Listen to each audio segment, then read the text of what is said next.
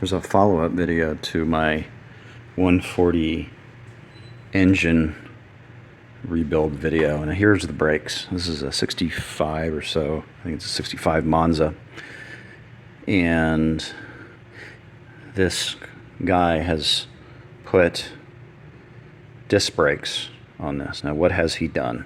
He's actually used this bearing as a spacer, and then he's got another bearing here and a bearing here. So not bad.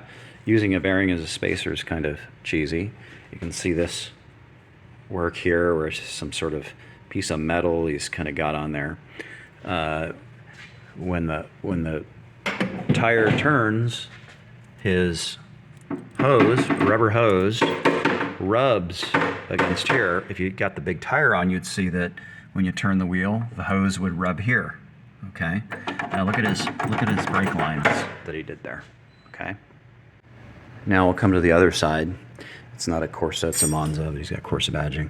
Now here's the new line he's put in there. Now you see that this line just kind of floats in there for the most part. It gets held rigidly up in the front trunk, but the hard line actually can rub against the steering column there, which rotates. There's another point where eventually it's going to wear a hole. Of course, the same things with soft lines here that rub here, and then this line was not as bad as the other one, but this line can rub against the tire. I think you'd see a little bit of rub mark.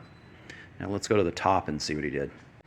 Now let's look at the top. So he's using these. I'm not sure what these type of fittings are for. I'm sure a plumber, someone smarter than me would know, but pretty sure those are not automotive brake line fittings, like pressure fittings or something. I could look it up. And I've got the master cylinder. Now let's move to that. Now the brakes wouldn't work. So also he's got weird fittings here. These were his original things. He's got these. Someone can tell me what type of fitting that is. But the front brakes were not working at all. The back brakes are pretty much were coming off this aftermarket master cylinder one, or I think it was the back. And I think those were working, but the front weren't working. So I took the master cylinder off, and of course you got to prime a master cylinder. I think that's the right word. And to get the air out of the pumping part of it, and it was completely that controlled the front brakes. Completely not. Prime's not the right word. Bled's not the right word. I'm missing the right word. It might be prime, but anyway, where you fill it up with liquid, brake fluid rather than in the pumping area rather than air.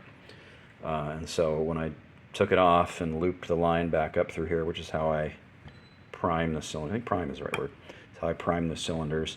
You just saw air just pouring out of these two things, which means air is in the system. That's why it wasn't pumping. So the front brakes delivered were not even actuating, and it was delivered as a working system. So besides all the dangerous things that were done with piping and fitting and rubbing brake hoses, it wasn't even an operational system. So you can reference my video a couple months ago about this engine right here, which was ostensibly a 140 engine. Of course, it has a 110 case, which is not a big deal. All the things wrong with this is he's see that back there. He's filled one of the pretty critical threaded holes on the crankshaft. The bearings were wiped out. He had a mix of early and late model cylinders, which is crazy, and a mix of early and late model connecting rods, and everything else that I said in the video. There's one of the better actually connecting rod bearings, and just a whole list of other things that were just completely wrong. But this is an example of probably the most negligent work between the engine and the brakes. I guess the engine is somewhat forgivable in that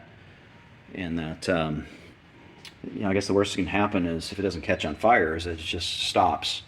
But this brake system was putting the owner's life at risk. with the incompetence and negligence. I think it's negligence, actually, and incompetence mixed together.